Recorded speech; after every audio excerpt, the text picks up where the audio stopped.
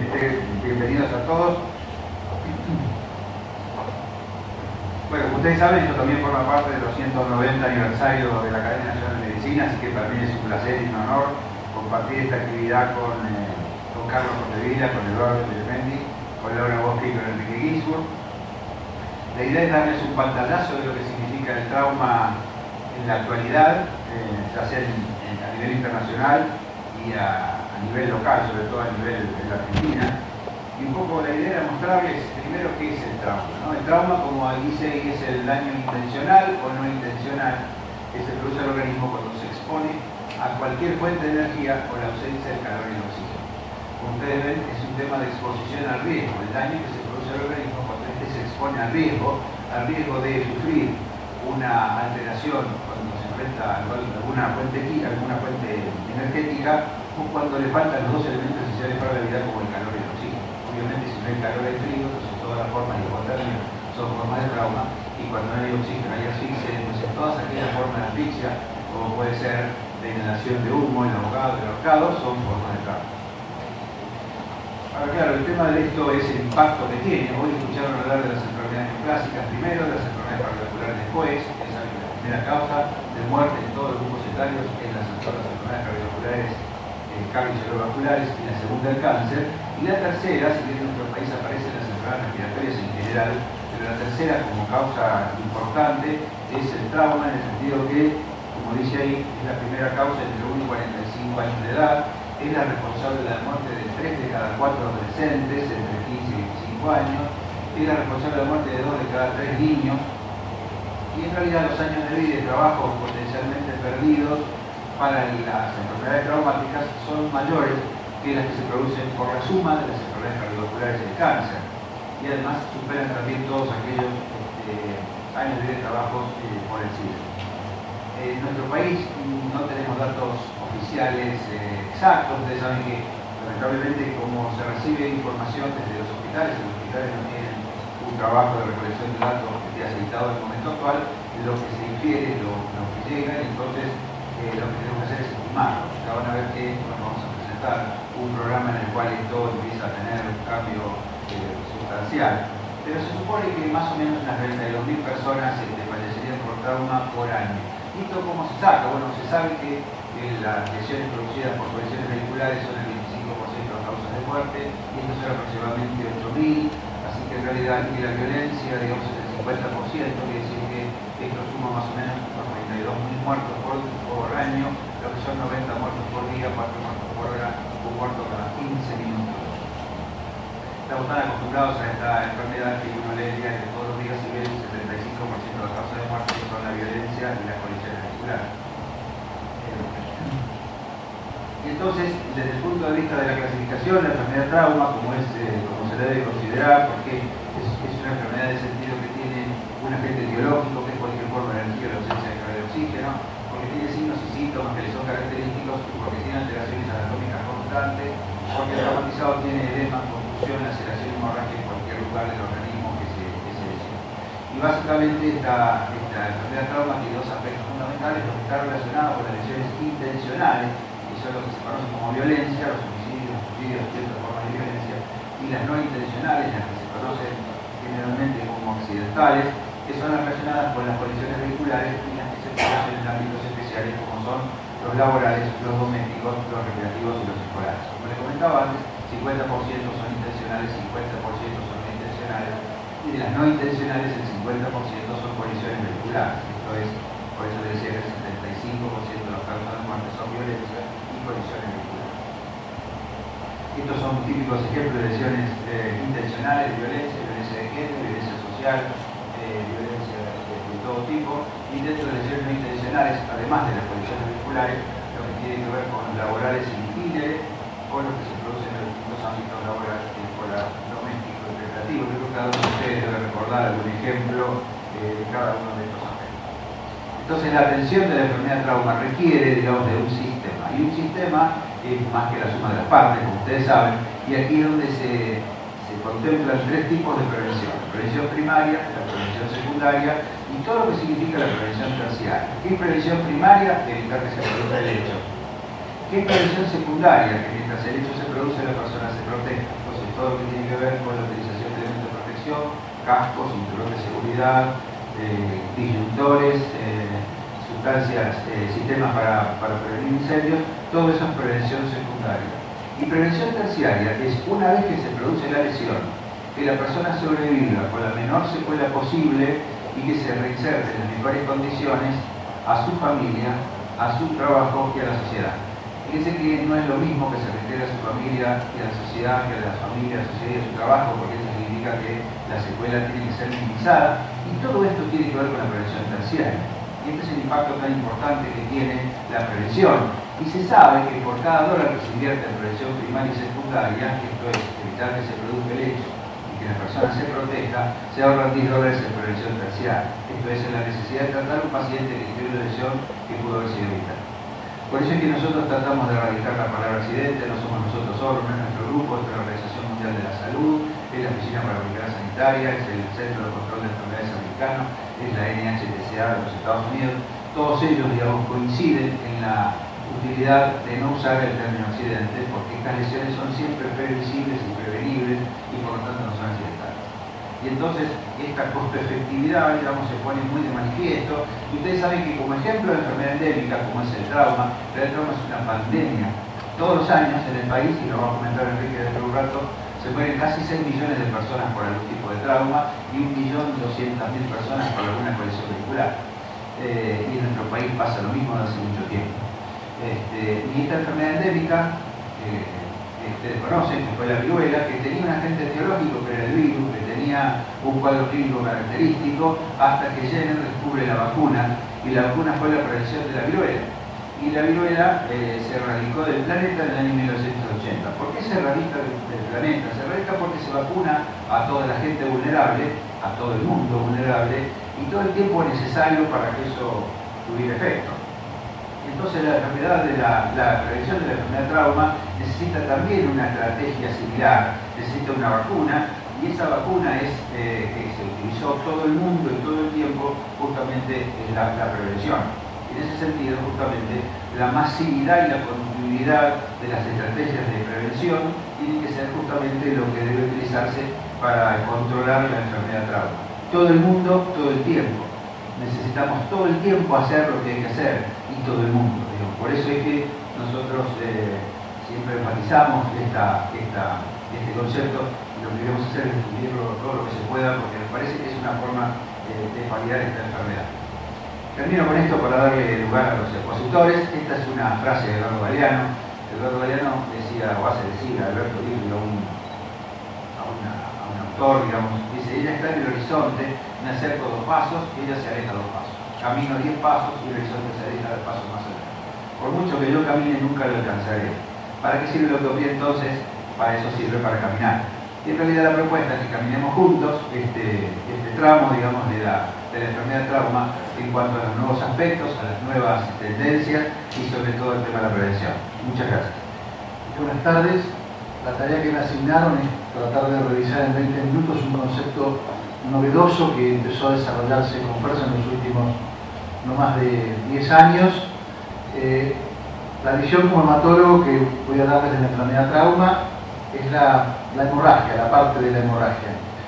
En principio, un aspecto de la resucitación, que es la llamada actualmente resucitación hemostática, y que a modo de introducción, y después lo vamos a ir desarrollando, la podemos definir como una forma de controlar el daño a la hemostasia o limitar el daño que el trauma y la propia resucitación, paradójicamente, infligen a la coagulación. Es un equivalente desde el punto de vista de la medicina interna a lo que los cirujanos desarrollaron hace años, el concepto de cirugía de control del daño. Y estas fotografías de la guerra tienen que ver con que se descubrió esta forma de resucitación durante la guerra. Una vez más, las guerras traen avances a la medicina, y en las guerras del Golfo se vio que con la resucitación convencional o secuencial, los soldados que tenían trauma grave se morían mucho. Empezaron a investigar por qué, y empezaron a investigar cómo revertirlo, y así surgió el concepto actual de resucitación hemostática. Antes de eso, y para ponernos en situación, la hemorragia del trauma no es una cosa niña. En la escena del trauma es la segunda causa de muerte, seguido antecedido apenas por las lesiones en el sistema nervioso central. De los pacientes que llegan vivos al hospital, es la primera causa de muerte en los primeros días, mucho más importante inclusive que la lesión neurológica. De los pacientes que tienen que entrar a quirófano por su trauma, fíjense que es abrumadora la cantidad de pacientes que mueren por sangrado respecto de otras complicaciones que podrían considerarse a lo mejor más prevalentes en un quirófano. En definitiva, el sangrado en trauma es una causa de muerte importante, temprana y sobre todo prevenible. Entre un tercio y la mitad de los pacientes con trauma van a sangrar. El 15% de estos pacientes sangra mucho. Sangra mucho significa sangrado crítico y lo podemos definir de una manera bastante sencilla como aquel sangrado que excede mi capacidad de compensar con la resucitación con fluidos. Hay distintas maneras por las cuales se ha intentado definir el sangrado crítico. Algunas son engorrosas y te obligan a estar a lo mejor con un cronómetro y un tubo de ensayo para ver cuánto sangra. La idea básica del sangrado masivo o transfusión masiva es mucha sangre en poco tiempo. Esto es 4 unidades de glóbulos en 4 horas y el enfermo sigue sangrando, 10 unidades de glóbulos en 6 horas, el paciente que ha perdido más de la mitad de la volemia, el paciente que sangra más de 150 mililitros por minuto. Hay una forma especial del sangrado masivo que es el sangrado exsanguinante o catastrófico. Es aquel paciente que inicialmente pierde 40% de la volemia o que sangra un cuarto de litro por minuto. Es a lo mejor un poco engorroso y tedioso estar midiendo esto y a lo mejor es mucho más práctico para el especialista en resucitación guiarse por la clínica. Y un paciente tiene sangrado exsanguinante cuando no responde a la resucitación. Eso significa que las lesiones, los agujeros por donde la sangre escapa son más importantes que las canulaciones por donde yo lo estoy resucitando. No tiene pulso o no tiene nivel de conciencia y eso implica una sistólica por debajo de 70 o de 60, como dice la diapositiva. Esos son criterios de sangrado catastrófico.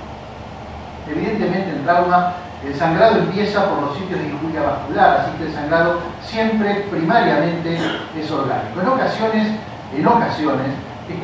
esta injuria es anatómicamente sobrevivible o quirúrgicamente corregible. En este caso el tratamiento primario debe ser mecánico quirúrgico, distintas técnicas y las más modernas, que creo que nos van a hablar enseguida, implican la arteriografía y la embolización. Y la hemostasia acá tiene un rol secundario. Yo debo ofrecer como hematólogo el mejor contexto hemostático posible, pero no hay que perder tiempo con el tradicional compensámelo y te lo opero. ¿Por qué? Porque si no cerramos la brecha, la compensación no va a llegar nunca. Y la pérdida de tiempo hace que un sangrado masivo evolucione, y a veces evoluciona en minutos, a un sangrado coagulopático que ya no va a ser solucionable con ninguna técnica quirúrgica. El cirujano experimentado anticipa que se instaló este sangrado cuando ve que el paciente está resumando sangre, puffing, como dicen los ingleses, por el campo quirúrgico o por las heridas, babea en forma continuada una vez que el sangrado vascular se controló, sangra por mucosas, sangra por serosas, sangra por sitio de venopunturas, aparece en equimosis sin trauma previo y en definitiva sangra por tejidos que están razonablemente aproximados y que por tanto no debieran sangrar. Cuando tengo ese cuadro llegué a la coagulopatía y acá cualquier intento quirúrgico o mecánico por cerrar la brecha va a ser absolutamente infructuoso porque el enfermo va a empezar a sangrar por otro lado. ¿Cuáles son las causas del sangrado coagulopático? En realidad es como un cóctel el sangrado coagulopático que requiere del concurso de varios ingredientes. Obviamente tenemos el consumo o la pérdida por la brecha de daño vascular.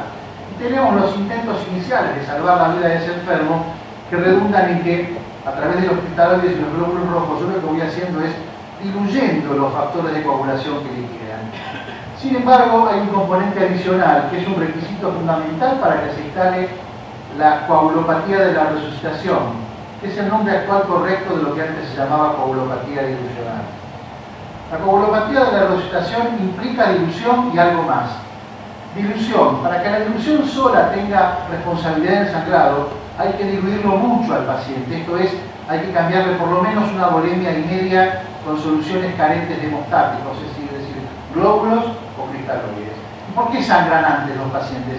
Sangran antes porque se instala un círculo en donde tengo el componente de hipotermia, porque seguramente las soluciones que le repongo no están a 37 grados.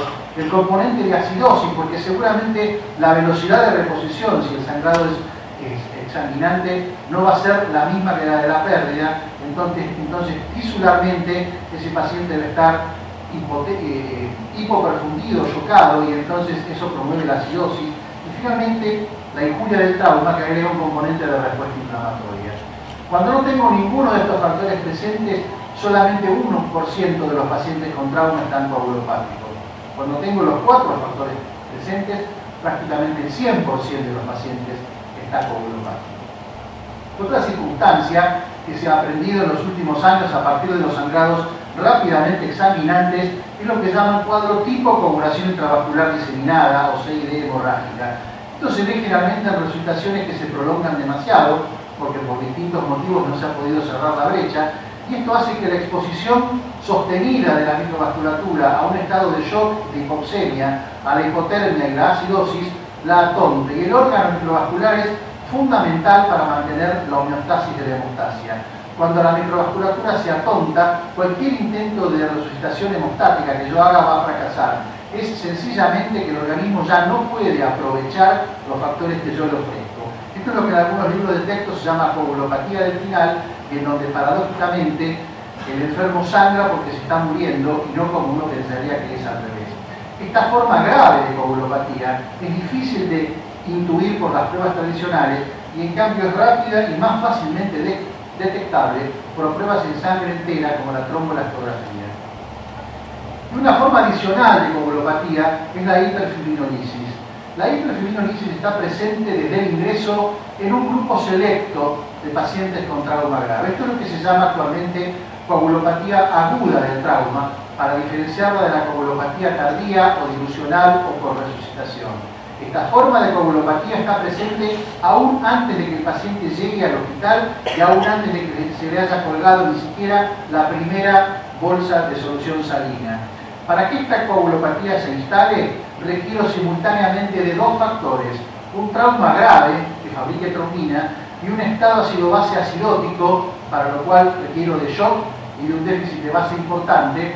Y en esta situación de acidosis, la trombina se distrae de su tarea principal, que es transformar el fibrináceo en fibrina, y por el contrario, la trombina en acidosis prefiere unirse con la tromboglobulina del endotelio y transformar la proteína C en proteína C activada. La coagulopatía aguda del trauma depende de la formación de cantidades excesivas de proteína C activada, que como probablemente recordarán, es una sustancia anticoagulante que ataca al factor 5 activado y al factor 8 activado, es decir, me da coagulopatía, y además bloquea el PAI, que es un inhibidor de la fibrinolisis, es decir, me da hiperfibrinolisis.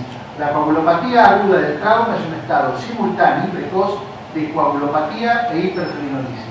Las pruebas tradicionales o convencionales no la revelan, sí la podría revelar el dosaje de proteína C, el consumo o el aumento de proteína C activada, pero son pruebas sumamente tediosas y engorrosas en el laboratorio de urgencia. Una vez más, la tromboelastografía lo detecta precozmente. Esta coagulopatía aguda del trauma ocurre en por lo menos un 25% de los pacientes que tienen trauma grave, trauma con shock y trauma con acidosis.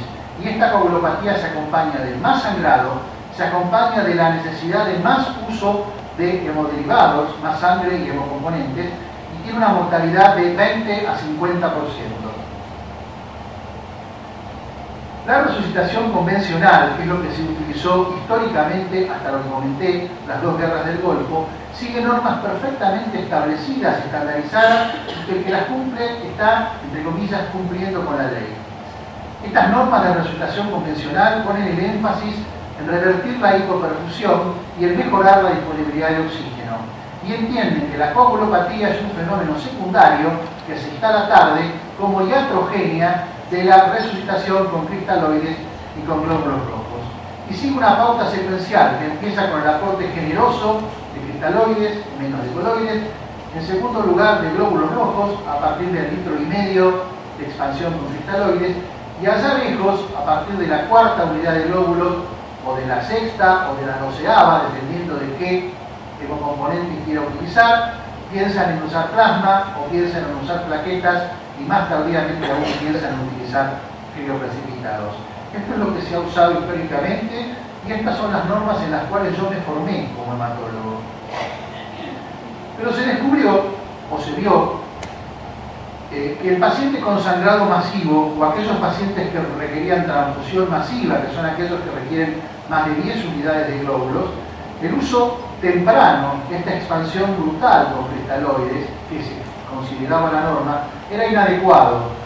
Y se vio que esta expansión con cristaloides temprana agrava la acidosis, que dijimos que era un mecanismo fundamental para que se desarrolle la hiperfibrisis por el aporte de cloro, agrava la coagulopatía aguda del trauma y exacerba la fibriolisis por una serie de mecanismos que a lo mejor para el hematólogo son interesantes, pero que me parece que no hacen a la charla de hoy. Y la cosa más importante, que los pacientes con sangrado grave, expandidos generosamente con cristaloides, tenían más morbilidad, hacían más estrés, hacían más falla multiorgánica y hacían más síndrome compartimental abdominal.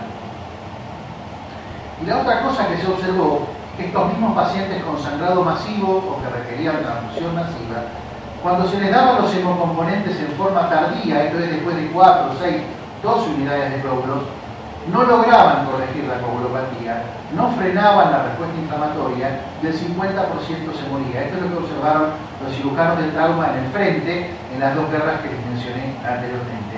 Y probablemente la necesidad los hizo cambiar su estrategia. Vieron que si los pacientes se morían menos y sangraban menos, si de entrada les daban en forma generosa plasma y plaquetas.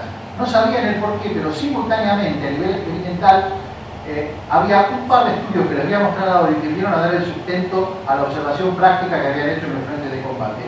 Y es el desarrollo del concepto de crossover time. ¿Qué es el crossover time?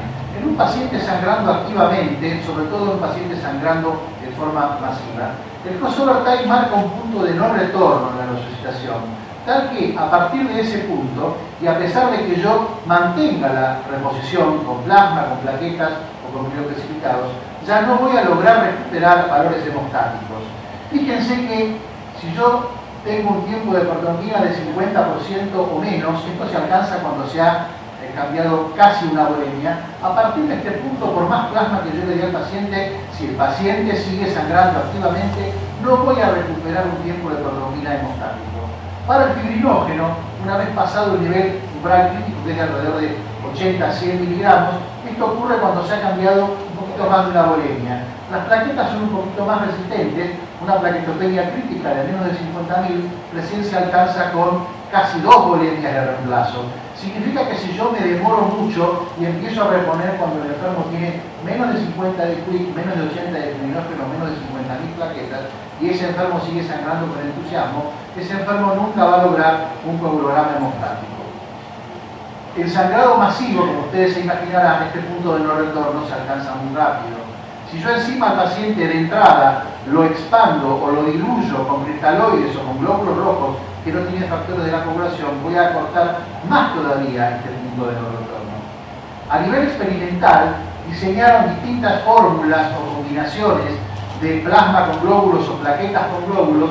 Este gráfico tridimensional a lo mejor es un poco complejo de entender, a mí me costó bastante entenderlo. La idea es que nunca abandonemos la línea de base. Cuando entramos a ascender estamos entrando en el punto de no retorno, y entonces vieron que la única manera de no abandonar la línea de base cuando uno quería sostener un tiempo de protonina hemostático era dando plasma en relación 2 a 3 o 1 a 1 con glóbulos, cuando uno lo que quería era no entrar en un fibrinógeno en niveles subhemostáticos. La relación entre plasma o crioprecipitados y glóbulos era 3 a 4, y con las plaquetas, que eran un poco más resistentes, acá en este diseño también, 8 unidades de plaquetas cada 10 unidades de glóbulos rojos. Entonces, el resumen a lo mejor sencillo de todo esto es que cuando el sangrado es masivo y es continuado, el punto de no retorno no se va a exceder en tanto y en cuanto yo administre simultáneamente plasma o plaquetas en relación cercana a 1 con los glóbulos rojos desplasmatizados. Entonces, el concepto de resucitación hemostática implica dos puntos importantes. Utilizar inicialmente pocos cristaloides, en principio en relación 1 a 1 con los glóbulos rojos, y esto además se acompaña de lo que se llama una hipotensión permisiva. Yo mantengo al paciente con la tensión arterial sistólica mínima para mantenerlo consciente y con pulso radial. Y con esto que evito que una presión más alta me haga que los coágulos nacientes que se están formando en los vasos dañados se arrastren, se rompan y el paciente siga sangrando. Y después, al no aportar soluciones cloradas, combato o evito la acidosis, que era la génesis de la fibrinolysis y de la coagulopatía aguda del trauma. Eso por un lado. Y por otro lado, la otra parte importante es el uso temprano, precoz, de plasma en relación 1 a 1 o 2 a 3 con glóbulos rojos. Si el paciente después de estas medidas sigue sangrando, se han ideado en los servicios de hemoterapia de los centros de trauma unas especies de combos, cajas de telgopor, en donde colocan en relación 1 a 1 4 unidades de glóbulos, 4 unidades de plasma y un concentrado de plaquetas de féresis, de modo de empezar a administrarle al paciente sangrante estos combos en relación 1, 1, 1 hasta que deje de sangrar. ¿Sirve para algo esto? Lamentablemente los datos que tenemos, si bien son positivos, son retrospectivos.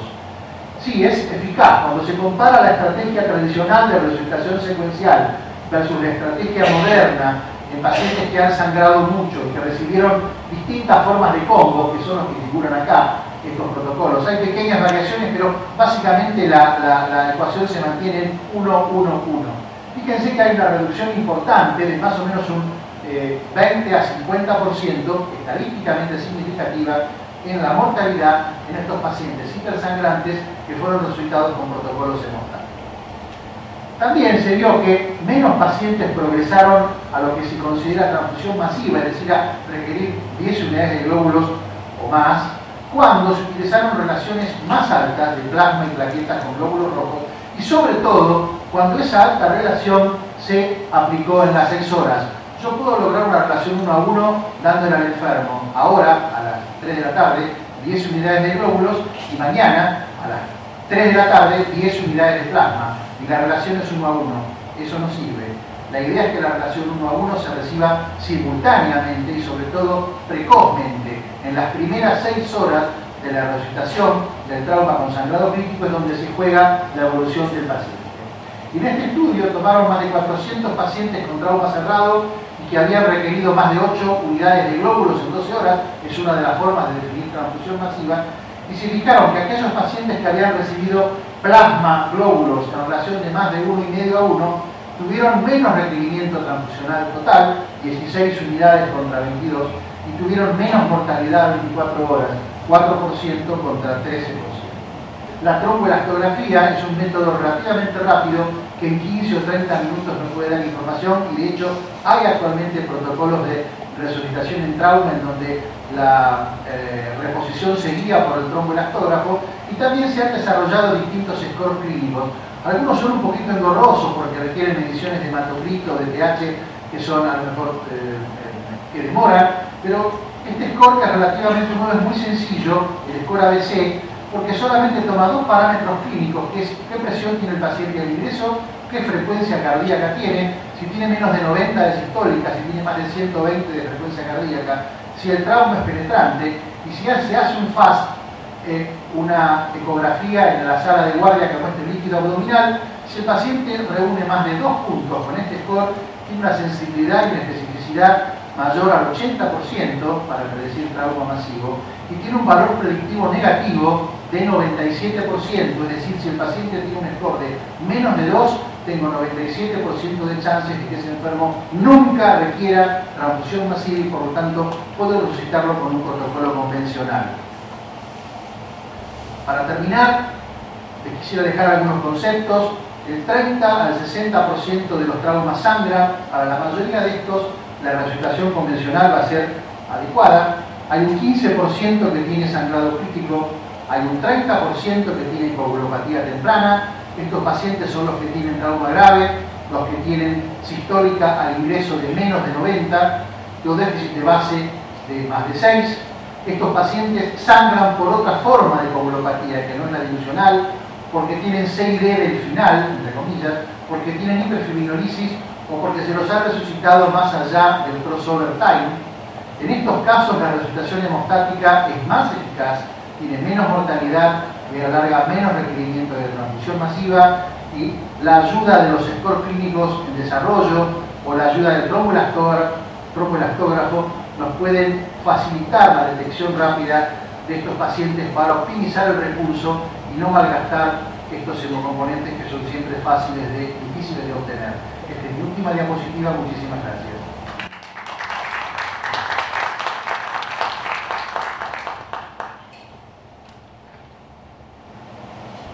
Bueno, buenas tardes, muchas gracias por la invitación. Mi idea es un poco demostrarles o contarles los cambios que ha habido en las imágenes, tanto diagnósticas como terapéuticas, y que influyen en el tratamiento del paciente traumatizado. Yo creo que hay tres avances importantes que son los que más influyen en este caso, que son los avances tecnológicos en la tomografía computada, el desarrollo de catéteres y materiales como las guías que se utilizan para la cateterización, los materiales de embolización, todo eso cada vez es más sofisticado y nos permite acceder a actividades cada vez más difíciles. Y los angiógrafos, que también han avanzado muchísimo y progresado en la tecnología. Bueno, cuando Jorge Neira estaba haciendo la residencia, estos eran los tomógrafos, los primeros tomógrafos que salían.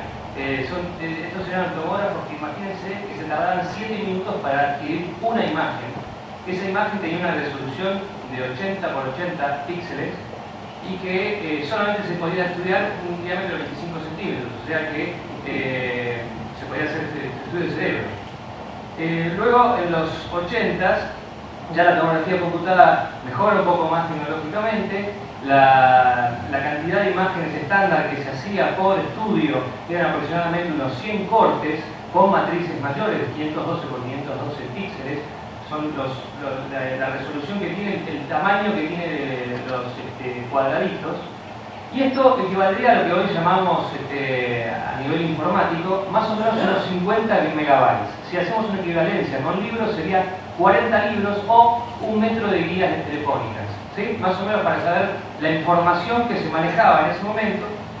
Después viene la tomografía helicoidal. La tomografía helicoidal, la idea era que la tomografía axial era que es corte a corte. O sea, un corte mueve la camisa, otro corte mueve la camisa. Por eso se tardaba tanto tiempo. Además de se tardaba en la rotación del tubo. Y dicen que tenemos un tubo de rayos y un detector, el paciente en el medio y lo tiene que rotar. Se tardaba mucho en la rotación. Fue mejorando todo, no solamente los detectores, sino también la velocidad con la que rota. Y bueno, entonces se logró hacer una cosa, que es hagamos que el tubo siga rotando y que los detectores continúen y sigan rotando y que el paciente avance.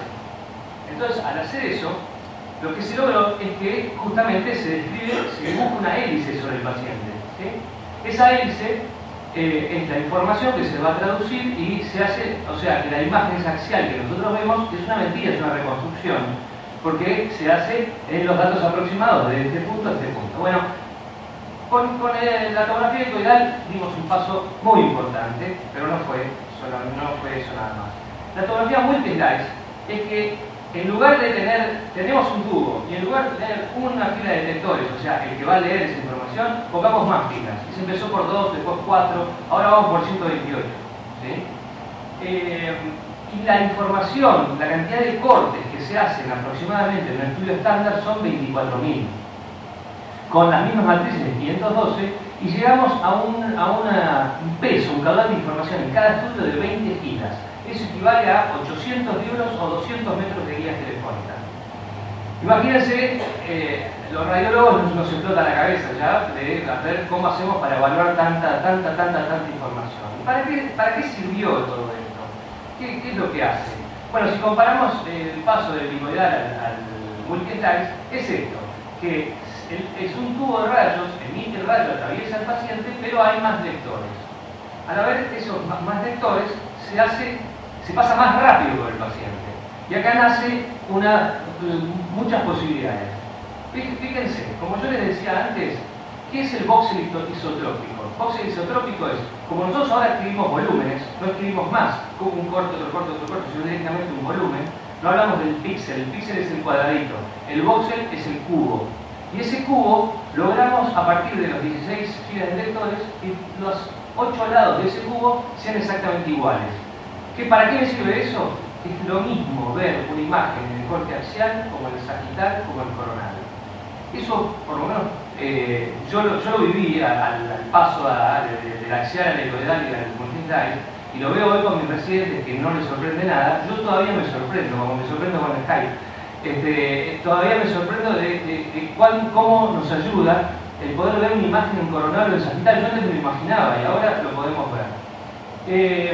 Este esquema es para contarles así como diciendo, realmente tiene que expandirse el rayo para poder llegar a todas las filas de detectores y cómo es la hélice que describe sobre el paciente. Esta imagen está obtenida a partir de un entomógrafo multidais. Al principio estamos ahora viviendo una época donde se asustaron porque se estaba irradiando mucho a los pacientes, ¿sí? Ahí hubo una cosa que fue en contra. De hecho, con los equipos de 64 filas de detectores, en un momento eran los mejores, los que tenían más filas de detectores y que se podían hacer estudios cardíacos muy buenos, pero se demostró y salió no hace muchos años, salió en el LA Post que habían quemado a unos pacientes haciendo perfusión cerebral. Bueno, ¿qué pasa? Bueno, como todo, tuvo que equilibrarse y decir, bueno, vamos a equilibrarnos un poquitito. Se mejoró la tecnología, había que mejorar la tecnología de los detectores, porque se estaba haciendo todo en base a rayo. Entonces ahora dijeron, no, se mejoró la tecnología de detectores. Hoy en día estamos con 128 filas de detectores irradiando menos que lo que irradiábamos quizás con el de 64. Así que, digamos que ya se compensó y en este momento la radiología está en eso, ¿sí? Bueno, ¿para qué sirve todo esto? Sirve para que haya dinamismo, para que nosotros le ganamos a la velocidad, le ganamos al corazón, y hoy en día se puede parar el corazón en una sístole. Yo no voy a hablar de resonancia cardíaca, pero para el trauma es que nosotros podemos evaluar a un paciente muy rápido. Entonces, de hecho, hay centros hoy en día de trauma que cuentan con tomógrafos en el job room. Entonces ya no está ni la discusión si el paciente va para tomografía o no, sino que directamente se pasa por el tomógrafo. Esto, que yo sepa, en el país no hay en el job room, pero bueno, podemos tener algunos que estén cerca. Entonces son estudios más rápidos. Al ser más rápido no solamente sirve por la rapidez en tratar al paciente, sino también en poder hacer varias pasadas y agarrar todo el paciente en una fase arterial, en una fase venosa o una fase tardía de eliminación para ver vías urinarias, por ejemplo. Y acá es como podemos ver tanto toda la estructura, como mostramos, las estructuras de partes blancas, como reconstrucciones tridimensionales para ver la fractura con las estructuras musculares. El otro día leí que decían que la tomografía hoy en día es FAST. Esto es tratando de hacer en analogía al FAST de la ecografía que ahora voy a hablar y que habló recién el doctor, y que la traducción es porque es FAST, o sea, rápida, apropiada, sensible y específica para el trauma. Bueno, en el algoritmo del tratamiento del paciente traumatizado, lo más importante, como ya se dijo, si el paciente está hemodinámicamente estable o no. Si no está estable hemodinámicamente, se hace el ECOFAST. El ECOFAST es, en ciertos puntos claves, se busca si hay líquido libre intraabdominal con ecografía. Si hay líquido intraabdominal, a cirugía. Si no hay, entonces ahí primero repetirla. Y si no, tenemos que pensar que puede ya tener en una placa, veremos si tiene o no trauma de pelvis. Si tiene trauma de pelvis, va a angiografía, ¿sí? Por más que el paciente esté hemodinámicamente inestable. Si el paciente tenía un ECOFAST positivo, va a una laparotomía en pacientes no estables. En cambio, en pacientes estables, hoy en día sí se dice que puede ir a tomografía. La tomografía están las clasificaciones, donde se clasifican los grados de órganos sólidos, los grados de trauma, tanto del vaso como de los riñones, como del hígado. Pero lo más importante es que hoy estamos viendo con la tomografía multidais que nos muestra quizás puntos de sangrado que no llegan a descompensar hemodinámicamente al paciente porque están contenidos esos sangrados, pero que tampoco podemos decir, si no, es un trauma grado 1 porque tiene una laceración menor a 1 centímetro, lo observamos. No, este paciente va a angiografía y embolización porque esa es una amenaza de un sangrado en segundo tiempo. Hablando de los catéteres, desde fines de los años 60, cuando empieza la radiología intervencionista, el doctor Charles Dotter es el que primero hace una angioplastia. después el doctor Jean Turco que hace una embolización. Bueno, las primeras embolizaciones se hacían con coágulo autólogo, era directamente dejar sangre aparte que se coagule y se inyectaba esa sangre. Bueno, los catéteres eran unos tubos de plástico que con vapor se moldeaban y se cortaban bueno, de ahí a, bueno, eso yo no lo viví, a hoy en día tenemos catéteres, imagínense que un catéter diagnóstico es 5 French, es una medida, y hoy en día tenemos ya catéteres de 1.4 French. O sea que podemos meterlos bien distal en arterias, no importa que sean tortuosas o ateromatosas, porque eso es un problema que nosotros tenemos que atravesar lesiones ateromatosas con catéteres y realmente que logramos llegar casi a cualquier lugar. Bueno, entonces ante un sangrado, ¿qué es lo que nos planteamos? ¿Y qué armamento tenemos para tapar ese sangrado? Primero tenemos que ver si esa arteria es una arteria vital o no. ¿A qué llamo arteria vital? Y es una arteria que si yo puedo sacrificarla y que no voy a comprometer la vida del paciente, o, por ejemplo, yo no puedo tapar la arteria femoral porque voy a tener un compromiso del miembro, ¿sí? Pero hay arterias como, por ejemplo, no sé, por un sangrado digestivo, la arteria gastrodenal o arterias en la pelvis, que sí podemos embolizarlas porque la red de colaterales va a suplir esa avascularización que yo provoqué. Entonces, en esos casos, yo voy a usar desde COES, que son los ruleros metálicos que tienen unos pelitos del aire que son hemostáticos. Podemos usar el esponjostán, que es una esponja hemostática que se usa en cirugía, nosotros la cortamos bien chiquitita y la inyectamos por los catéteres. O los elementos particulados o esferas, ¿sí? Que son las hemosferas, que son para tapar, viajan por el torrente sanguíneo y se enclavan cuando llegan a distal. Y acá tenemos también los pegamentos o glues, que son, por ejemplo, la gotita, que el uso médico se llama histoacrílico. Si la arteria no la podemos tapar, entonces vamos a tratar de meternos en el lugar, la fuga o el aneurisma, o vamos a usar stents recubiertos como para poder excluir del torrente sanguíneo esa lesión. Bueno, miren, en cuanto a los angiólogos, miren lo que es esto. No tengo más nada que decir, ¿no? Los angiógrafos han evolucionado al punto, una de las cosas más importantes es que ya no tenemos, esto es un tubo de rayos y antes teníamos una cámara, un disecador de imágenes. Ya ahora el disecador de imágenes es un flat panel, es un panel que directamente es una fila de detectores, un panel de detectores. ¿Qué logramos? ¿Qué podemos hacer con esta rotación que vieron? Se puede, vamos a ver si la puedo repetir, se puede hacer un corte de tomografía por esto.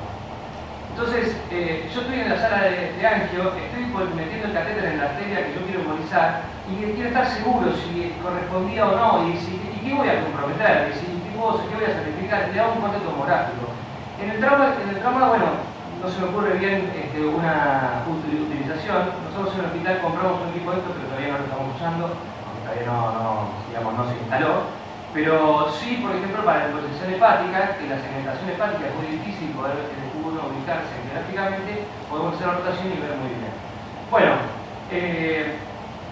esto, fíjense, acá tenemos, ya mostrando un poquito los casos, en el trauma de tórax, tenemos que el paciente, las lesiones de aorta torácica, la segunda causa de muerte, solamente el 25% de los pacientes llegan al hospital, porque el 85% muere en el lugar del trauma, y la cirugía tiene un 28% de mortalidad con un 16% de paraplegia. Fíjense, esta tomografía es una tomografía multidistal, donde estamos viendo que hay una lesión de la aorta, el comienzo de la aorta descendente del callado, ¿sí? Por la desaceleración. Además, este paciente tiene una fractura de pelvis y un neumotórax, ¿sí? Entonces, se pone un stent recubierto para poder excluir de la circulación esa fuga de sangre. Bueno, es un ejemplo. El hospital de hermanos donde yo trabajo no es un centro de trauma, ¿sí? No es un centro de derivación de trauma para nada. Pero esto es un caso que les muestro hace 2 meses.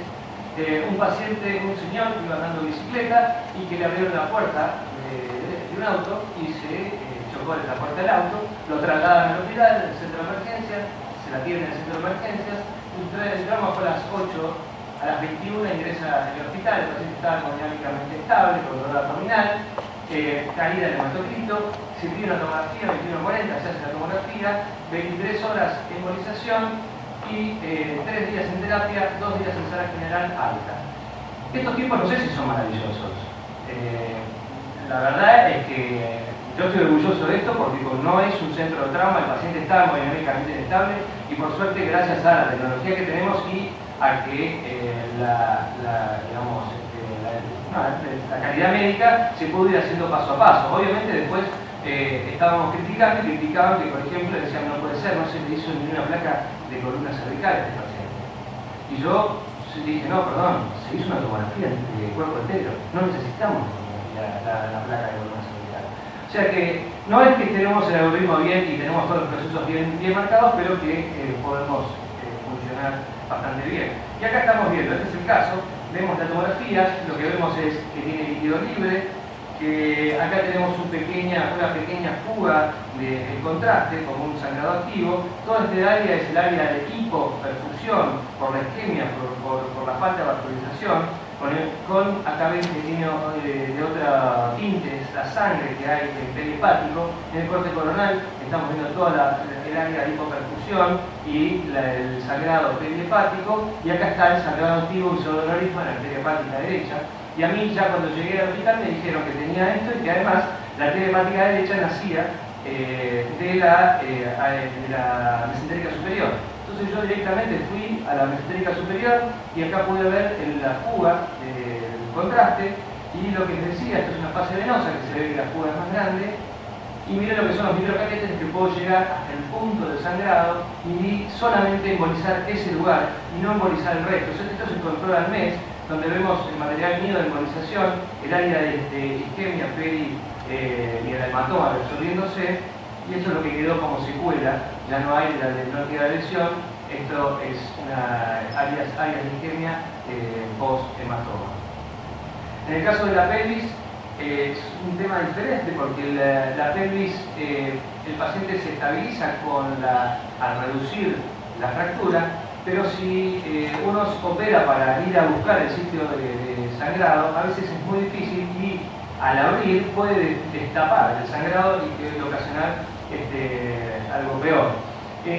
Entonces nosotros entramos realmente primeros en el que hay que correr, en el caso del sangrado de pelvis, a veces es catastrófico, y logramos controlar hemorragia en el 94% de los casos, y hay que tener en cuenta que la pelvis tiene una red de colaterales muy importante, ¿sí?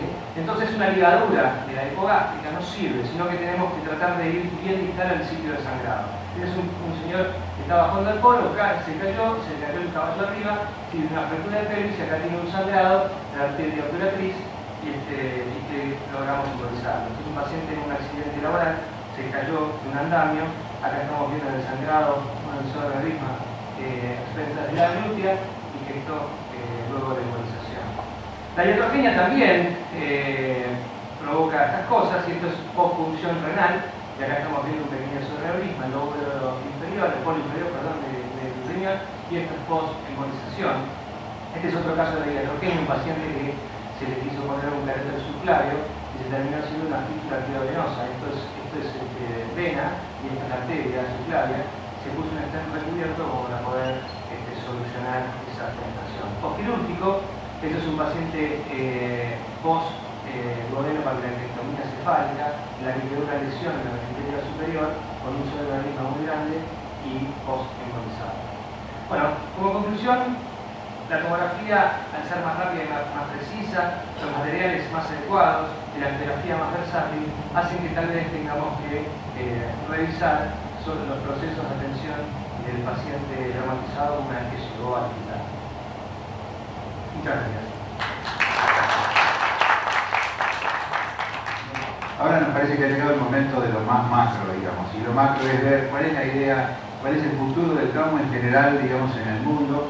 Y para eso le hemos pedido al doctor Enrique Ginsburg que nos comente el tema. Enrique es cirujano de trauma del Ryder Trauma Center, que es el centro de trauma más grande que tiene Miami, está al lado de Jackson, y realmente tiene una experiencia muy grande. Él ha tenido también la particularidad de estar en Haití después del terremoto y es uno de los promotores del desarrollo de la atención médica en Haití, y para nosotros es un placer contarlo aquí en esta oportunidad en la academia y además en nuestro programa de trabajo. Enrique. Quisiera empezar nada más que dándole las gracias a la academia para invitarme a hacer una charla en Future Trends en el cuidado del trauma.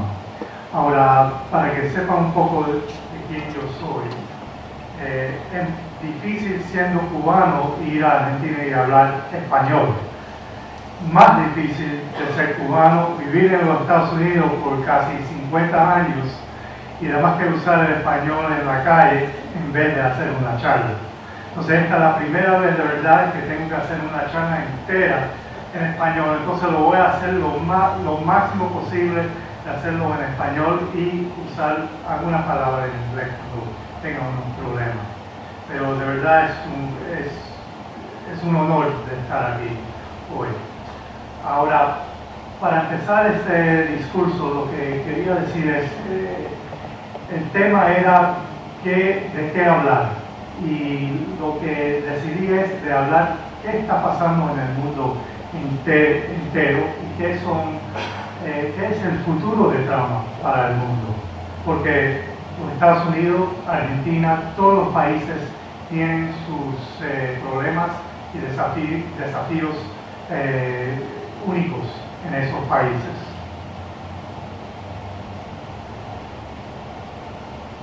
En la literatura, en 2012, The Future of Trauma Care, era it was an editorial.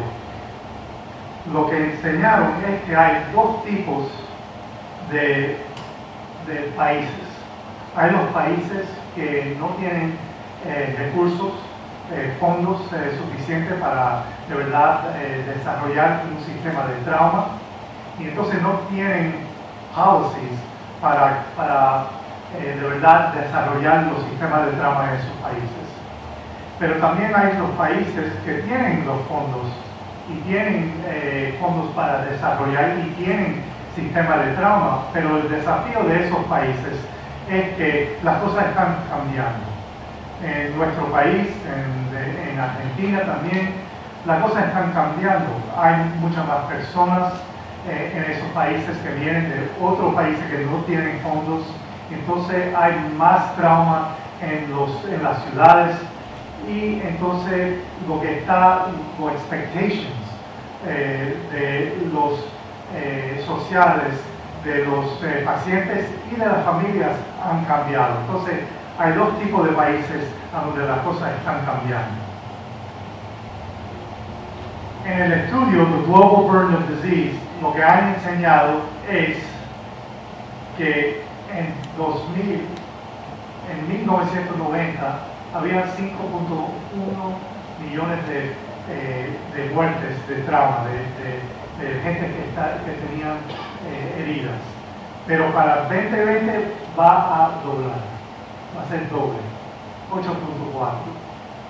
Ahora, lo que han enseñado en este estudio es, como Jorge dijo anterior, que después de cardíaco, de enfermedades cardíacas y depresión, el trauma, los choques de cardio van a ser el tercer heridas mayores y enfermedad mayor que causa incapacidad de los pacientes.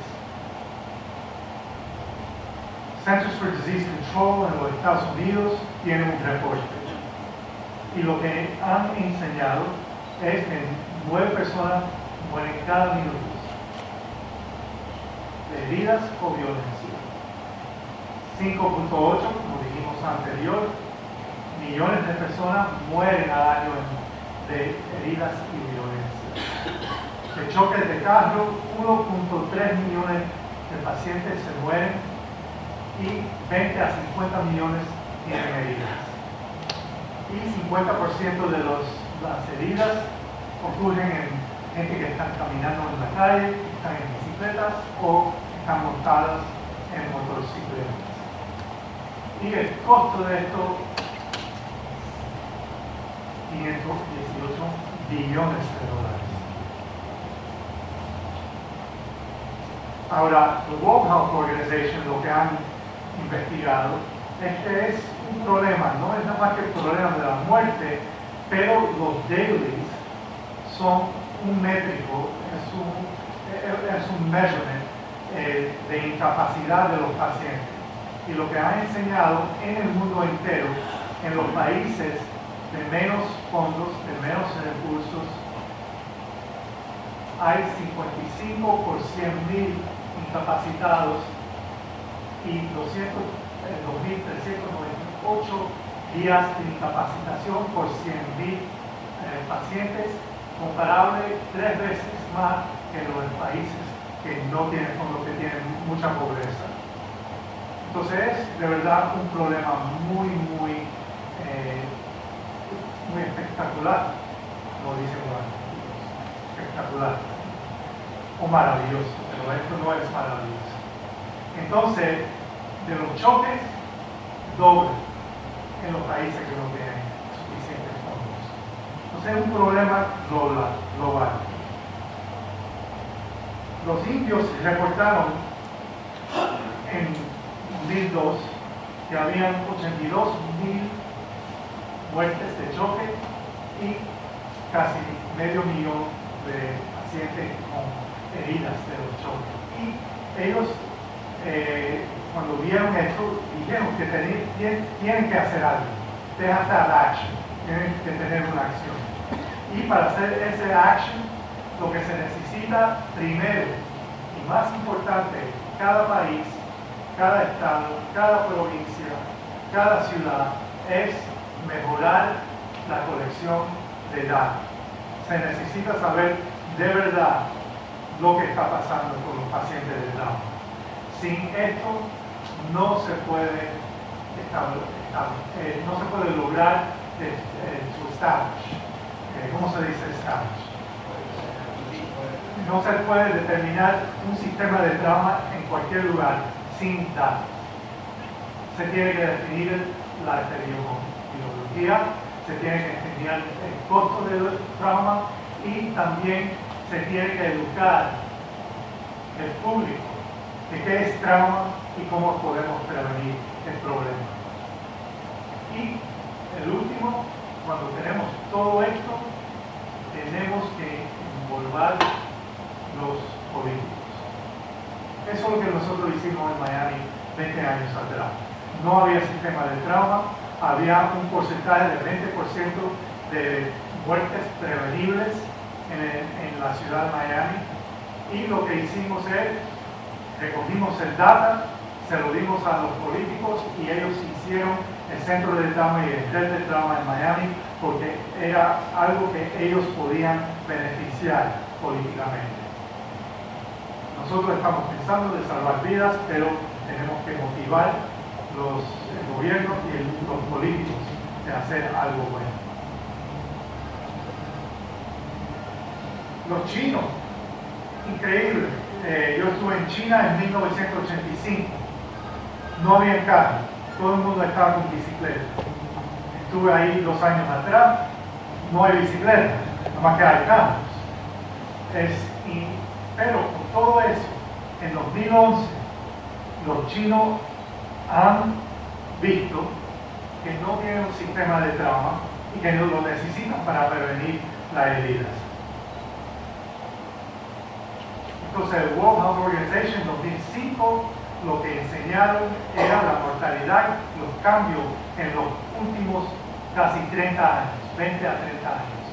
En la India, 80%. Colombia, 2 veces las muertes. En China, 2 veces. En Botswana, casi 4 veces. Lo único que yo quiero saber es, ellos no tienen datos que son accurate, no son exactos, de verdad no son exactos, porque ni tienen un sistema de trauma.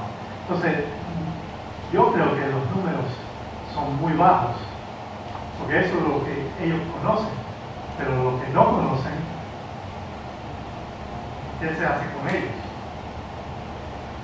En los Estados Unidos tenemos el desafío. Le voy a decir el desafío más grande de los Estados Unidos es este.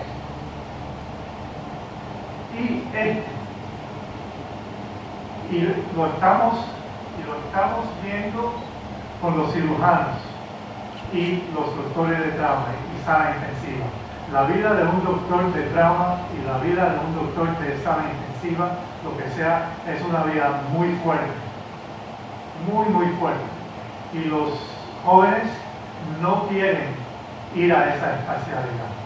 Uno, no paga bien comparable a los otros. Y dos, no podemos encontrar lo que los residentes para entrenarlos en esta especialidad. Lo que yo he dicho en una de las conferencias es, nosotros tenemos todas esas posiciones para entrenar, debemos de traer todos los residentes que están interesados de todo el mundo que quiere ir a los Estados Unidos, darles becas y que vengan a los Estados Unidos para empezar esta especialidad en sus propios países, y después los países pueden estar independientes para entrenarse esos doctores. Pero el problema es que no encontramos en los Estados Unidos, pero lo que hemos enseñado es que podemos bajar la mortalidad y tenemos mejores outcomes en los centros que están designados de trauma centro. A donde hay un red, podemos bajar la mortalidad en los pacientes. Entonces se necesita el red y se necesita el sistema de prevenir y educar para prevenir la mortalidad. Entonces, el futuro, ¿a dónde estamos para el futuro? La primera vez, the United Nations General Assembly declaró un década de acción para la seguridad de manejando en las calles, de 2011 a 2020. Y para hacer esto, quieren tratar de desarrollar estrategias de seguridad, quieren disminuir la mortalidad de los choques, quieren empezar a tener actividades sociales para educar al público cómo estar más seguro en las calles cuando están manejando. Otra vez, lo que quiero emphasize es la mejoría de colección de datos. Sin eso no tenemos nada. Y la otra cosa es darle fondos al gobierno para tratar de mejorar la infraestructura de las calles y de la seguridad de los oficiales. Le voy a decir algo, yo sé que Argentina es diferente a Miami, pero los que manejan en Miami son igualitos a Argentina, a Buenos Aires. Lo que yo veo, todo el mundo hace lo que quiere, porque lo que siempre digo es que Miami es un suburbio de Buenos Aires. Pero lo que nosotros hemos hecho en Miami es tratar de manejar y trabajar con la policía para tener más seguridad. Yo sé que eso puede ser que sea algo que se puede hacer o no se puede hacer aquí, pero es una cosa muy importante. Entonces, para los países que no tienen los fondos y los países que tienen los fondos, lo que tenemos que hacer es promover el desarrollo de sistemas a donde se pueden separar los pedestrians, la gente que camina, y los carros afuera de las bicicletas, las motocicletas. Eso es difícil, porque no conozco muchos lugares donde se puede hacer eso. Lo hacemos con la bicicleta en los Estados Unidos, pero no con las motocicletas y con los pedestrians. En Miami es uno de los lugares que tienen la mortalidad de gente que caminan por la mayoría de gente de edad. Muy alto. Nosotros tenemos esta ley de los cinturones. Como ustedes saben, tenemos esto es muy efficacious, lo usamos mucho en los Estados Unidos, y también teníamos esto en la Florida, pero los negocios de las motocicletas mataron esa ley. Y lo que estaba diciendo anterior, una fuerza de policía que de verdad van a implementar las recomendaciones. The Global Helmet Vaccine Initiative. En Vietnam hicieron una ley que se tienen que usar los cascos y le dieron casco al público y pudieron disminuir el 90% aumentaron de 30% al 90% los que estaban montados de usar un casco y pudieron disminuir al 16% las heridas cerebrales. En la África, lo que han enseñado 2012 es otro tipo de sistema. Y lo que han enseñado, para que ustedes estén interesados como yo estuve, que en surgical disease, en la enfermedad cirúrgica, está estimated 38% de todo es de heridas, que es adelante de los tumores y también adelante de las complicaciones obstétricas. Entonces, heridas de trauma es la cosa más importante para disminuir en el mundo entero ahora de los problemas cirúrgicos. Disease Control Priorities in Developing Countries Project, el proyecto, es el más efectivo con los fondos, $7 a $200 por incapacidad, comparable al HIV, que cuesta 300 a 500. Entonces, de verdad podemos hacer un impacto si podemos mejorar. Y es casi el costo de hacer una vaccination, lo que el doctor Neira dijo anterior. Pudimos erradicar measles en muchos países. Yo creo que podemos hacer mejor en trauma. Ese fue el Lancet. El problema global con trauma y cirugía: en Uganda, 100 cirujanos por 25 millones de personas. En Haití, le voy a decir que hay casi 10 a 12 cirujanos para un país de 9 millones. Entonces, lo que se tiene que hacer es adaptar. Puede ser que no sean cirujanos tan bien educados como en los Estados Unidos o en Argentina, pero se puede educar los cirujanos por muy poco. Se pueden dar menos años de educarlos y entrenarlos. El único problema es que también tenemos que entrenar los anesthesiólogos. Lo que han hecho en África han entrenado gente que no son médicos de ir en las ambulancias. Y eso es lo que hemos hecho en Haití.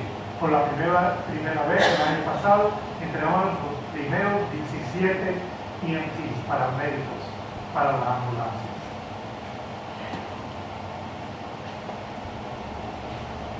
Si crees que los países que están desarrollados saben lo que están haciendo en trauma, quiero que vean, en 2009, el UK no tenía nada, no tenía un sistema integrado, no tenía hospitales que estaban diseñados de centro trauma, y había una expertise que no era suficiente en los diferentes hospitales. Y en ese punto, los políticos, el director del National Health Service, dijo que tenían que hacer algo. Y implementaron un programa. Y ese programa, para implementarlo, tenían que hablar con los ministerios, tenían que envolver los directores nacionales de las sociedades de medicina, tenían que hacer otra vez un data registry, un registro para saber qué estaba pasando en el país y también designar financial structure, una manera de to compensate physicians, los doctores, que era equitable. Entonces, sabían que tenían que hacer esto. Enseñaron también, tuvieron un inquiry que enseñó que había problemas. Tenían los desafíos, todos los desafíos que se ven cuando se empieza a ver cómo desarrollar un sistema de trauma. Y en 2011, en el UK, vieron la causa de muerte de 1 a 40 años, era el mayor causa de muerte, y querían mejorar, como en los Estados Unidos, las muertes prevenibles. Y lo que hicieron en 2009, hasta ahora, en fase primero, ya completaron el registro, ya completaron el red de trauma, pero todavía están implementando el red nacional. Entonces, un país desarrollado todavía no está completo. Entonces, el futuro es desarrollar, prevenir el costo de trauma, y también el desafío más grande del trauma después del red es implementar el sistema y rehabilitación de los pacientes de trauma, porque eso es un desafío que nosotros tenemos también en los Estados Unidos. Entonces, por la primera vez en Western Trauma, el doctor Meira y la Fundación Trauma,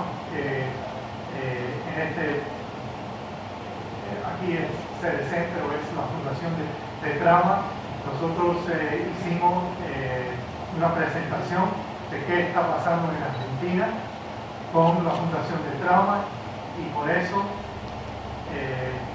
lo estamos esperando estar publicado en el Journal of Trauma, y no voy a decir mucho de esto porque quiero que Laura, con un buen español, le diga qué está pasando en nuestro país ahora, Argentina. Gracias.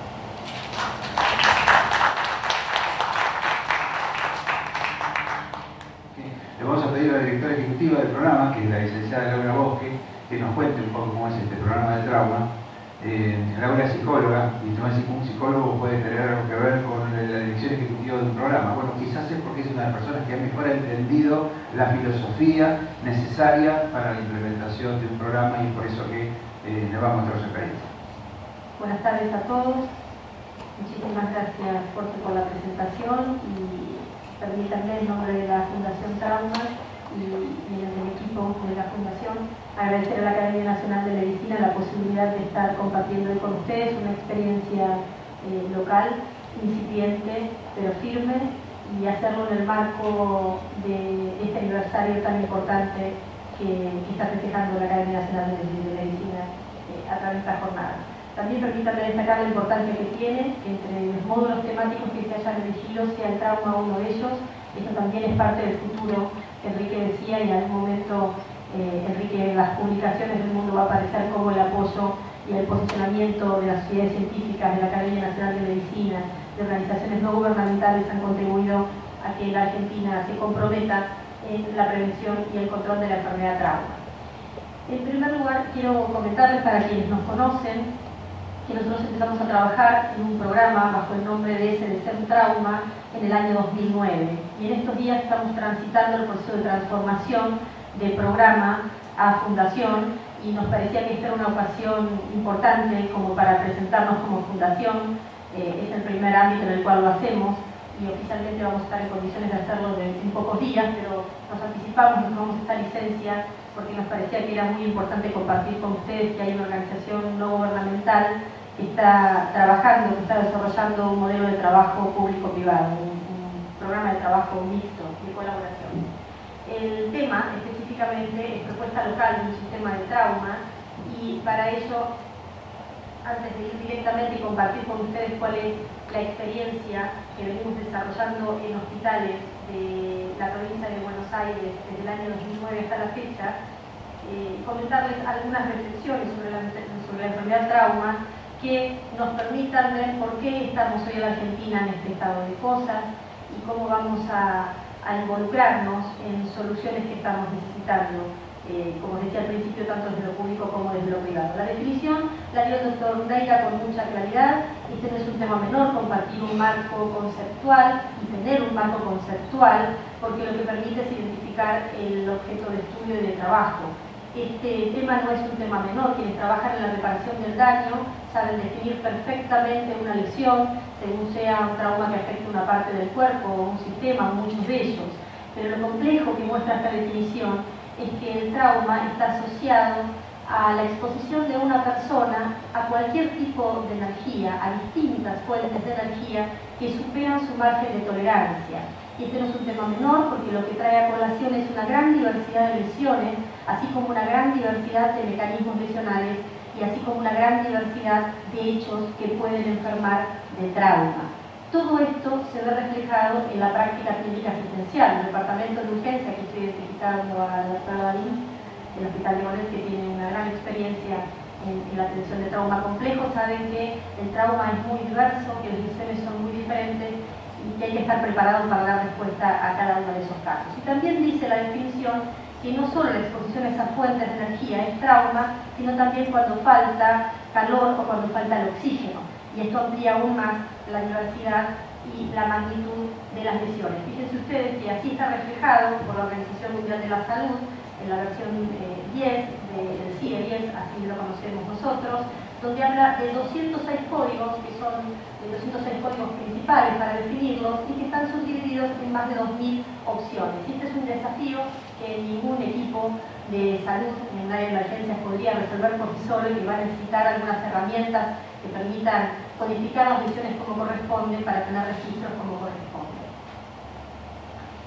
Ahora, cuando un profesional de la salud recibe un paciente traumatizado, puede hacer el diagnóstico, por supuesto que puede atenderlo como se necesita. El mayor desafío que hemos tenido nosotros y que lo hemos superado con éxito en todos los casos es poder difundir y poder instalar el concepto del trauma como enfermedad mucho antes de que la lesión aparezca, mucho antes de que el daño se presente en el cuerpo. Y la posibilidad de entender que el trauma es una enfermedad es la puerta de entrada a la prevención del trauma. Si uno considera que hay daño, que hay lesión, que hay que reparar, y no se piensa cuáles son los patrones que hacen que esa enfermedad ocurra, es improbable que haya estrategias o políticas que prevengan. Cualquiera de estos diccionarios tiene una definición de enfermedad, y ustedes pueden someter el concepto de trauma, y en todos los casos la respuesta es que el trauma es una enfermedad porque tiene un agente etiológico, tiene una causa, tiene alteraciones anatómicas constantes, presenta signos sin síntomas, se puede diagnosticar, se puede saber cómo ocurrió, y por lo tanto para cada tipo de lesión y para cada tipo de hecho potencialmente traumático se puede pensar una estrategia de intervención. El objetivo siempre es la prevención, evitar que el hecho ocurra o mitigar las consecuencias del hecho si es que no se pudo evitar su ocurrencia. Nosotros decimos que transmitir algunos conceptos a veces van de la mano de la fuente de información.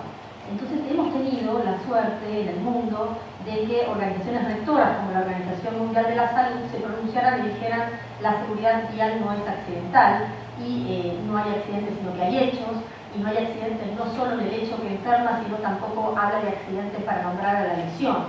Pero ya si uno se remonta a Aristóteles, que por no ser argentino y no ser contemporáneo uno podría decir que podemos escuchar lo que dice, y habla de que la ciencia en general y la medicina como una rama específica de la ciencia en particular tiene que centrarse en aquello que ocurre siempre o habitualmente. Y el accidente, cuando se utiliza el término accidente para nombrar las lesiones o el hecho que las produce, lo que está refiriendo son a situaciones aleatorias, y a mí no se me ocurre ahora ningún hecho casual que provoque una lesión, ningún hecho azaroso, ninguna eventualidad que provoque una lesión. Sin embargo, todavía es muy frecuente, está muy arraigado que la comunidad científica y la comunidad general se refiera a las lesiones o a los hechos que lesionan usando el término accidente. Este es un tema que lo dice Aristóteles, al final si ustedes pueden acompañarme en la diapositiva, dice que no hay ciencia del accidente. Hay ciencia de aquello que se puede establecer el patrón de ocurrencia. Y en nada es más claro, sobre todo cuando se observa un caso, ustedes pueden hacerlo como un caso clínico, en nada es más claro la aparición de un patrón de ocurrencia cuando se estudia un caso clínico por trauma en forma retrospectiva. Dentro de lo que son los mecanismos lesionales y las lesiones por todas las causas, tal como lo dice la definición de Robertson, hay un tipo de lesión que es la que tiene más difusión, más prensa, por distintas cuestiones que quiero compartir con ustedes, y unas son las que se provocan por tránsito vehicular. De hecho, la OMS habla de ellas, y Enrique en toda su exposición centró un poco el impacto que tienen las lesiones causadas por tránsito vehicular. Primero porque son las públicas, las que se denuncian, las que llegan seguramente al departamento de urgencia, las que ocurren en el ámbito privado se denuncian menos y en muchos casos al no requerir atención se pierde la epidemiología de esas lesiones que ocurren en ámbitos como escolares o recreativos o domésticos. Pero no ocurre esto con las lesiones por tránsito vehicular. Fíjense ustedes que ya decía Galeano que los derechos humanos se detienen al pie de los derechos de las máquinas. Y acá con algunos ejemplos de esta y otras diapositivas que siguen, quiero compartir con ustedes un concepto. Las lesiones y el impacto que tienen en la salud de una población, de una comunidad, tienen o participan de distintos intereses que uno diría que exceden a la salud en sí mismo, y son estos intereses políticos o intereses económicos. Dice allí, cuando dice los derechos humanos se detienen al pie de los derechos de las máquinas, hemos encontrado durante las últimas décadas una defensa manifiesta en función de vehículos cada vez más veloces, ¿no?, donde la seguridad parece que es un valor menor. Los derechos están puestos en la industria automotriz y esto se puede ir observando en algunas publicaciones, algunas publicidades de la década del 30, de la década del 40, en la cual se ponía el énfasis en un mayor parque automotor cada vez más potente, más veloz, y donde el control va a las personas como si la víctima tuviese la culpa del hecho que ocurre.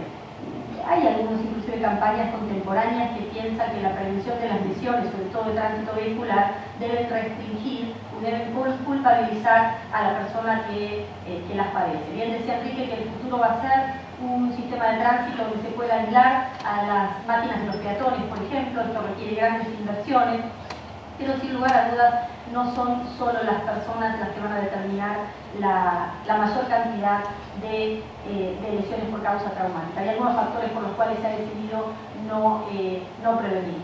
Un ejemplo en esto, yo pensaba cuando escuchaba la exposición del doctor Ginsburg que era impensado en nuestro país contar con una ley de prohibición de fumar.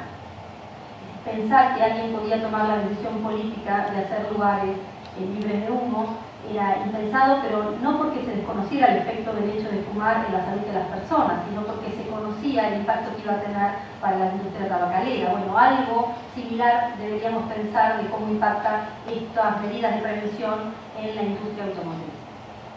¿Por qué ahora y por qué acá en nuestro país, en nuestra ciudad? ¿Cuál es la evolución que tiene el trauma en este sentido? Ustedes ven, esta es una información de la Dirección Nacional de Cuentas Nacionales de Estadísticas Sociales y de Población, del INDEC, de nuestro país, que presenta información hasta el año 2005 de cuál es la tasa de crecimiento del Producto Bruto Interno, y aquí hay una relación directa en cómo crece la capacidad de las personas y por eso cómo crece también la posibilidad de acceder a, por ejemplo, a más industrialización, y por lo tanto se puede pensar a más exposición. Fíjense ustedes que lo que se ve aquí es cómo responden algunas enfermedades a lo largo del tiempo, y si ustedes pueden ver en la diapositiva lo que tiene que ver por causas externas, que es esta que está aquí abajo, van a ver que se mantienen estables, que a lo largo de los años no hay variaciones. En el resto de las enfermedades hay variaciones, en algunos casos hay marcadas disminuciones, no así cuando las lesiones son por causa externa. Esto también es una característica de una enfermedad que decimos que es una enfermedad endémica por el número de casos constantes que tiene. ¿Cuál ha sido la evolución en el mundo y en este caso en particular en Estados Unidos? ¿Cómo se llegó hasta acá? ¿Cuál es el recorrido que estamos haciendo en la Argentina? En la década del 60 hay un documento, una publicación, La muerte y discapacidad accidental, así se llamaba, en la cual la Academia Nacional de Ciencias dice que las lesiones, el trauma, son la enfermedad negada de la sociedad moderna, década del 60.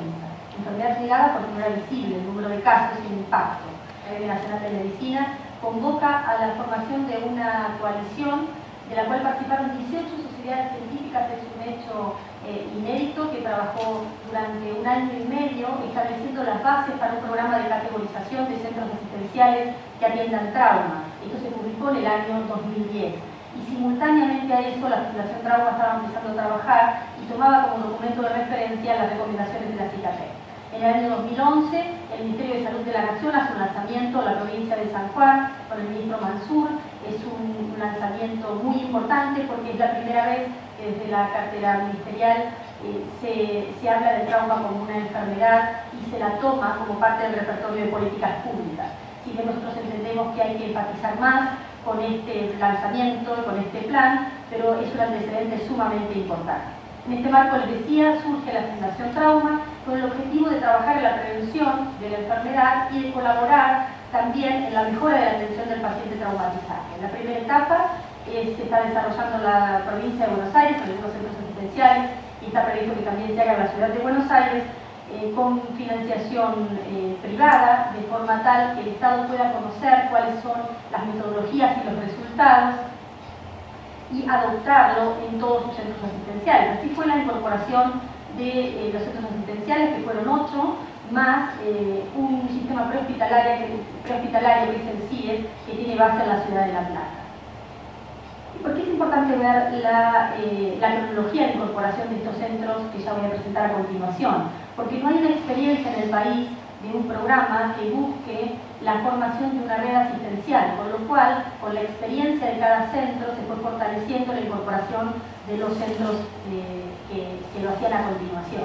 Estos son los hospitales que participan de la red. El hospital que tiene menos complejidad, de acuerdo a las recomendaciones y a los niveles establecidos por la CICATEC, es el hospital que está en la zona de Escobar, en Medellín de Escobar, pero luego los que están en La Plata, en Bonet, como el San Martín, el San Roque, el Son María Ludovica, que es de niños, el kilómetro 32 en La Matanza, el Hospital Güemes de Aedo, y el Hospital Ernequian, que es el viejo hospital de Calcuta, ahora nuevo, pero que viene de allí, y el Hospital El Cruce, que está en Florencio Varela. Esos son los hospitales seleccionados con 2 criterios. Uno, un criterio de complejidad. Estos centros son los que, según la CICATEC, podrían funcionar con la mayor complejidad, nivel 2 o nivel 1, como máxima complejidad equivalente a centros de trauma, y también con un criterio geográfico, que una vez que estas instituciones estén organizadas, puedan trabajar en red.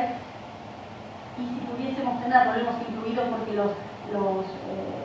la incorporación de los centros asistenciales de la Ciudad de Buenos Aires está demorada, está prevista para el año 2013, pero la idea es que se cuente con 14 centros asistenciales que puedan mostrar cómo trabajar en red. Este es nuestro equipo de trabajo y a partir de esta línea, todas las áreas de trabajo se replican en el hospital. En cada hospital nosotros contamos con un becario médico, de enfermería y del área social, que son los que conocen la metodología de trabajo y nos ayudan a transmitirla a la cultura hospitalaria. ¿Por qué trabajar o por qué pensar en la importancia de generar un sistema de trauma, como decía Enrique? Porque hay estudios que por más de 3 décadas han demostrado que se puede prevenir las muertes evitables en un 25 o un 30%. Y esto es un objetivo muy deseable en términos de salud, pero para poder trabajar en este sentido y para poder hablar de un sistema de trauma que tanto nos gusta pensar en que vamos a tener un sistema de trauma en la Argentina, el primer paso es organizar las instituciones, los centros asistenciales. Y para organizar los centros asistenciales, lo que hay que hacer es categorizarlas. Esto significa conocer la complejidad que tienen. La complejidad en términos de tecnología, de recurso humano, de organización interna y sobre todo como un requisito básico determinado por la CICATEC, que cuenten con registro de trauma. Por eso para categorizarlas es indispensable tener un registro de trauma, pero para tener un registro de trauma hay que contar con historias clínicas completas. Y este es el mayor desafío que podemos mostrar como una experiencia de nuestro programa, que las historias clínicas tienen mucha menos información de la que debería haber, porque se hace mucho más con el paciente que lo que se escribe. Y eso genera este desafío. ¿Cómo se puede ir de este sistema actual? En nuestro país hay muy pocos centros que cuenten no solo lo público, sino también lo privado, con historias clínicas digitales. Entonces hay que pensar en historias clínicas en papel, que son muy grandes, que no siempre están accesibles para el equipo tratante.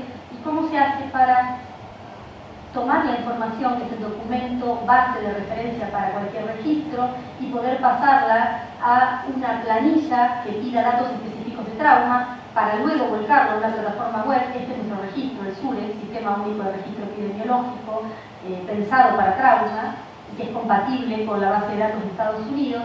Y luego el registro va a ser un trabajo de codificación para llegar a lo que tanto nos gusta ver, que son los reportes de distintos tipos. Los registros deben estar siempre oficializados, deben estar denunciados y deben ser auditados por el Estado. Esto también ocurre con el SURE. Y contarles algunos aspectos de este registro. Es una plataforma web, quiere decir que la información no se conserva en una computadora, y eso hace a la seguridad de los datos y a la confidencialidad también. Y no es solo un registro, sino también una metodología de trabajo y un equipo entrenado, y que está pensado y está diseñado para responder a códigos mundialmente aceptados que ustedes conocen muy bien, y que permite tener, en la medida que esté disponible, información de la etapa prehospitalaria, hospitalaria y posthospitalaria. Estos son algunos de los reportes del SURE. Estos son datos consolidados que estamos autorizados a presentar por el Ministerio de Salud de la Nación. Los datos de los hospitales son de los hospitales, de la provincia, gracias Jorge, y los datos globales consolidados que recibe el Ministerio de Salud son de difusión pública. Lo que se puede conocer, por ejemplo, es qué es lo que atiende un hospital. Es muy importante no solo atender, sino prepararse para atender la epidemiología local. También lo que va a permitir es para tomar decisiones de prevención, a qué edad está asociada la mortalidad y qué tipo de mortalidad. Conocer, por ejemplo, la cobertura médica para brindar mejores prestaciones, inclusive para que el hospital público pueda facturar la prestación que brinda. Conocer el tipo de trauma, en este caso si es contuso, penetrante, mixto, y esto, más allá de que es un reporte descriptivo, va a permitir a la institución organizarse para dar respuestas quirúrgicas complejas o específicas, o ver cómo se distribuyen los mecanismos lesionales, que, como decía Enrique, en algunos casos, para algunas edades, serán los peatones mayores, por ejemplo, de mayor edad. Esto hay que saberlo para poder desarrollar y planificar estrategias de prevención específicas para cada grupo. Sencillamente contarles qué es lo que hemos encontrado en los registros para poder hacer comparaciones con bases, como hacemos nosotros con nuestra base de referencia del LTDB. Hay que disponer de ciertos datos, de ciertos grupos de datos. Nosotros encontramos que hay algunos que en todos los centros asistenciales faltan o no están en la cantidad esperada, y que tienen que ver con la tensión arterial, con la frecuencia respiratoria o con el Glasgow, y estos datos son muy importantes, pero al menos un registro, además de dar datos epidemiológicos, permite hacer control de calidad, permite saber qué falta y establecer estrategias para mejorar esto. De hecho, nosotros diseñamos un taller de historia clínica con una perspectiva médica y también jurídica, que se pone a disposición de los hospitales, independientemente de lo que los hospitales puedan hacer para controlar la pérdida de datos. ¿Qué es lo que permite el SURE? Generar un círculo virtuoso, donde hay infinidad o determinadas oportunidades de mejora. Una historia clínica completa no solo garantiza un mejor registro, pero sobre todo lo que va a garantizar es identificar las muertes prevenibles.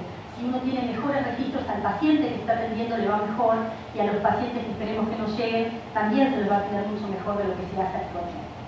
Dos aspectos más de nuestro programa, aparte del registro: capacitación para el equipo de salud y atención centrada en el paciente y la familia. Los cursos de capacitación que se ofrecen son los que tienen las sociedades científicas con respaldo científico, y esto significa sencillamente preparar a cada uno para el rol. El paciente indicado, al lugar indicado, en el tiempo indicado, pero recibido por el equipo que tenga la misma formación lo más homogénea posible. no debería ocurrir que un día de guardia haya un equipo muy formado y al otro día un equipo con diferencia de formación. Por eso lo que se desarrolló es otra plataforma web que permite crear perfiles del equipo de salud, y una vez que la persona ingresa al sistema, que el profesional ingresa al sistema, con su perfil de usuario, se le van a recomendar las capacitaciones, se le va a informar dónde se hacen y a su vez se van a informar otras instancias de capacitación que puedan ser de su interés. Y también los ministerios o la jerarquía local lo que va a recibir es reportes de cómo está preparado ese equipo para atender la epidemiología que corresponda en esa jurisdicción. Un desafío que tenemos aquí es disminuir el ausentismo.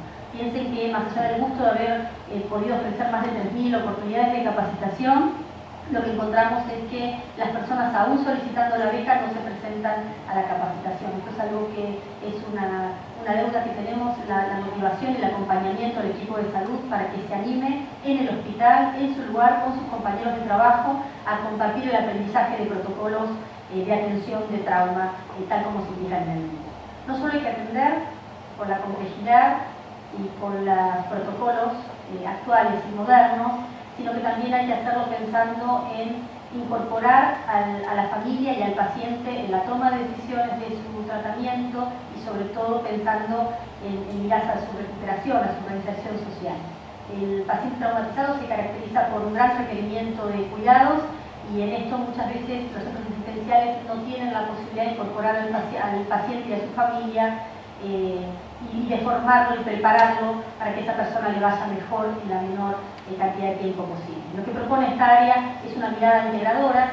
El modelo de base es el modelo del académico Miguel Larguía, que él generó pensando las maternidades seguras y centradas en la familia, y en esto estamos trabajando en un programa de certificación similar que pueda ser de aplicación en todos los centros asistenciales de nuestro país. Las actividades que se hacen desde este área van desde charlas al equipo de salud, pero también a las familias. Instamos a que los profesionales, mientras que dura la internación, junten a las familias y expliquen qué es lo que está pasando y qué es lo que va a pasar y los preparen para abordar el futuro del paciente traumatizado que tiene muchas dificultades, sobre todo para la reinserción social.